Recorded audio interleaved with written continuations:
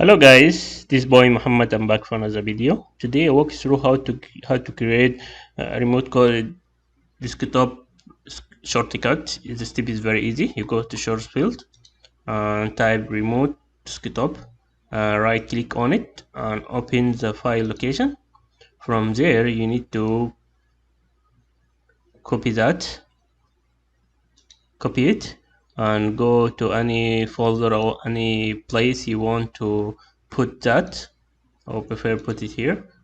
Click right and paste it. You see we have successfully make shortcut for remote desktop connection, and that's the method today. I hope helpful for you, and don't forget to subscribe my channel to see new stuff, and see you next time guys. Bye bye. If you need to remove it, you click right and delete. You see we have successfully delete that shortcut. And this video for today, I hope helpful for you, and don't forget to subscribe my channel to see new stuff, and see you next time guys. Bye bye.